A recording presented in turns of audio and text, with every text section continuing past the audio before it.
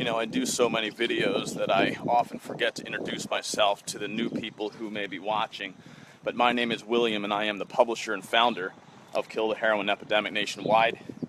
And we do a bunch of live videos to try to help inform and educate people on various subjects related to addiction, but not just to educate and inform, but also to relate and express our stories and share what we've been through in hopes that people can learn from our mistakes and not make them themselves. Obviously, if you are a member or visiting this community, most likely addiction has touched you in some way, whether you are personally suffering from addiction or whether or not a friend or family member has died, overdosed, or is affected living in active addiction now as we speak.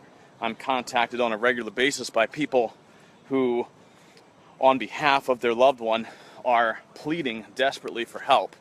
And while I would love to wave a magic wand and be able to promote desire in one's heart who is currently suffering from addiction, the reality is, unless the person wants help, there's really not a whole lot that we or anybody can do, and that's the issue.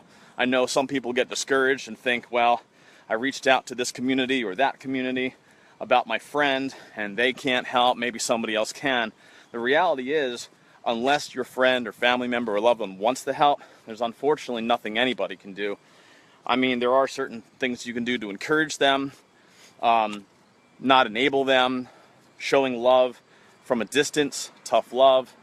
If we're doing something to enable someone's addiction by giving them money or a free place to stay, that could very well be helping them keep them in their addiction, making getting drugs easier for them, and we certainly don't want to do that.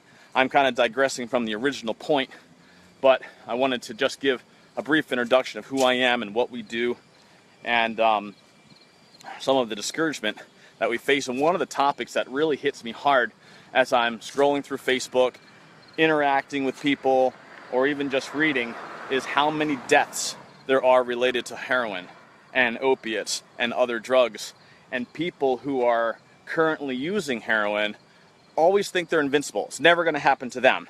Yeah, we read it on the news. Yeah, we may have heard about a loved one dying. But we're invincible, right? Wrong. I know we'd like to think that. I know back when I was using, I used to like to fantasize that I was immortal, that nothing could hurt me or penetrate me.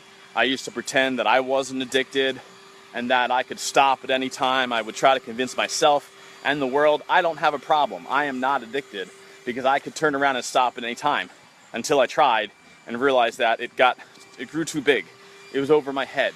It was something that I couldn't do alone. Now, I'm not suggesting that we don't have and possess the inner strength to stop using drugs and heroin. We do, but oftentimes we need a little help. We need a little push. We need a little motivation. And if we don't have the desire in our hearts, before we can really effectively quit, we need to somehow obtain that desire. And unfortunately, there is no formula for that to happen. For me, I don't even know. There was no specific event that happened that made me say I need to quit. I just knew that I wanted to, and I knew that there was a time I was going to quit if I didn't die first. Of course, I didn't think that way back then. I didn't think, oh, I better quit before I die. I kept thinking, well, this isn't the life I want to live forever. I'm spending too much money. I really need to quit. That's kind of where I was, but I wasn't really thinking about overdose and death, even though I almost died twice. I mean, I don't even know. I don't think it was an official overdose for me.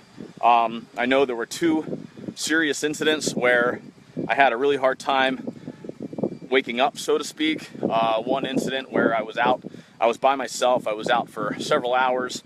I realized that because I remember looking at the clock right before I used, and then it was about 3 hours later, and I knew that I was sort of in an in-between state for a while of sleep and awake, and I couldn't get my body to respond the way I wanted it to. I kept saying in my mind, am I awake? Am I asleep? Am I dead? Am I alive? What's going on? Wake up. Why can't I move my legs? Why can't I move my body? And it was really a weird experience, and honestly, that was probably the only experience that ever scared me. Getting a pop-up here, so just dismiss that. It was the only experience that ever really scared me, that made me realize something could happen to me. And the reality is, I understand that many of us use and we don't think something's going to happen to us, and we think we're immortal, or some of us don't even care. And that's the really sad thing. We might think that, you know, my life is so bad, I've screwed up my life so much that I just don't care anymore, so I'm going to continue using. Well, let me tell you something. You do have a purpose. There's a reason you're still here. And I'm not saying there wasn't a purpose for those people who passed on, but the reality is, the people that have survived, there's a reason you're here. Maybe you're watching this video because you're meant to quit and you're meant to do something great.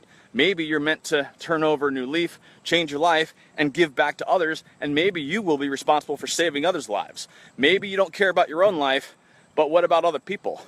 Your story, what you're going through, may be responsible for saving somebody else's life, and that's purpose. You have purpose. There's a reason why you're here, and there are people who care about you, even if you feel alone, even if you feel like nobody cares. People do care.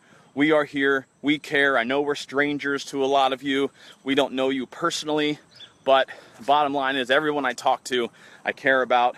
I want to see great things happen. I know that being an addict is not who you were designed to be. Sure, you may have had a genetic predisposition to it, and yeah, you made some mistakes along the way, just like I did, that brought us into addiction and living an active addiction. But you know what? I was able to take control of my life and get it back, and you can too. If I can do it, you can do it. There are so many people that post videos on a regular basis sharing their stories and explaining how they have conquered addiction in their own life, and now they've made something of themselves, and that can be you. You don't have to do a live video to make something of your life, but I'm just saying that there is a lot of evidence out there that people have conquered addiction, survived, not only just survived, but have made something of themselves, have given back to the community, and have now been using their time and energy to speak out, conquer addiction, and save other people's lives in the process. Maybe that's not your calling, that's okay. Maybe you're called to do something else, but realistically, I know that we're not called to be suffering from addiction and be using heroin all day. Find your purpose, put the drugs down. You can overdose and die. You are not invincible, and there are people who are going to really be upset if something happens to you. So please put the drugs down. I understand that it's really difficult.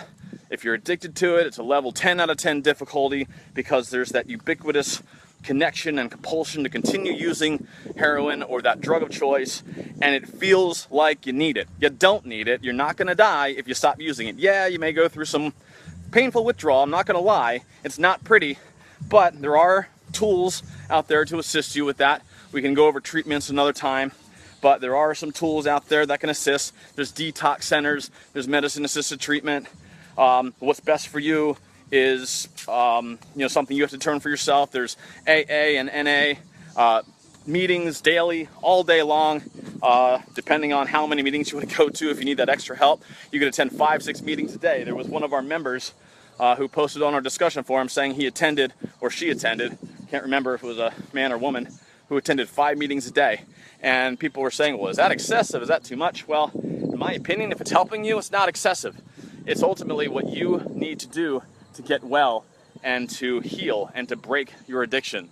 Maybe after 6 months to a year, you may not need 5 or 6 meetings a day, but you need to do whatever you need to do to get yourself out of this rut. And there are tools, there is help.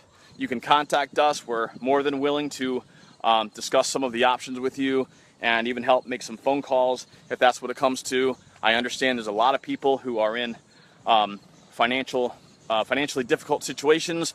They don't have money, they don't have insurance, and they feel like there's no way they can get the help they need. That's not true. There is help out there. I understand you may not be able to get into a state-of-the-art, high-end, privately funded inpatient treatment facility, but there are resources out there, and a lot of the people that even work at some of those privately funded inpatient care facilities have gone out of their way to even help those people find a place they can get into because they're passionate and they care. And those are the kinds of people that we work with. That's why we recommend certain treatment centers, because not only do they focus on the job they do at their treatment center, but a lot of those people go above and beyond and really help people outside of that realm. I can think of our friend RJ, who literally travels all over the country to share his story on his free time. He's literally dedicating every moment of every day, sharing his story and helping to save lives. Now that's strength. That's something that's pretty incredible. So we try to do our best to share our stories here on this community. We encourage you to share yours. You have a story too. There's nothing more special, important about me than there is you. We're equal people. We have a story, and your story may help save someone's life just like mine might. So my story might touch some people. Your story may touch other people. So we need people to share their stories. We need people to get out there. We need people, whether or not they're making live videos or traveling or just posting on our discussion forum, people are seeing what you have to say, and it's important. So anyway, I digress, but I really appreciate you watching and listening. Just please, I want to close on this note. Heroin is dangerous. It can kill you. You don't have to be addicted or dependent on it for it to kill you. One use. If you've never used heroin before and you use it one time, you run the risk of dying. And that's scary. And it doesn't matter. You might say, well, okay, I get somebody who's never used heroin before. They might overdose and die because they don't have a tolerance. But I know myself. I know me. I've been able to do X amount for this long. Nothing is going to affect me. That's not true. You get the wrong batch from the wrong person. I don't care if it's just one batch. Even if you're used to doing 10 batches. One batch can kill you if you get the wrong batch. So seriously, you don't know what's going on. You don't know, even if you get it from the same person over and over again, they don't usually mix the stuff. You don't know what it's being mixed with. Maybe that carfentanil, elephant, large animal sedative / tranquilizer has come to your town, and one pinch of that will kill you and cause you to overdose and die. You're going to cause a lot of people to be very sad because you're gone and you won't have a second chance at that point. Here's your second chance now. If you're alive and you're watching this video, here's your second chance or your third chance. I don't care if you've relapsed before. I don't care if you're one day clean, if you're not clean at all, or if you're a year or 10 years clean. This is your second chance. This is your chance to start fresh, to start over, to become the man or woman that you are destined to be and that you want to be. Recovery is about reinventing yourself. It's not just about stopping drugs. Yes, that is a part of it. It's a big part of it. But it's about reinventing yourself and becoming who you are destined to be and who you want to be. Going back to who you were before you started using drugs isn't the best idea, because something about that life caused you to want to do drugs in the first place. So you don't want to go back there. Yeah, there's certain parts about your old life that maybe you want to keep and kind of bring into your new life, but this is a chance for you to go from being the caterpillar to the butterfly. The act of addiction, that was your cocoon, okay? So get out of your cocoon or you're gonna die in it. That's not a place you want to be. Break out of your cocoon, spread your wings, be a new person in recovery. Thanks for watching. Peace and love.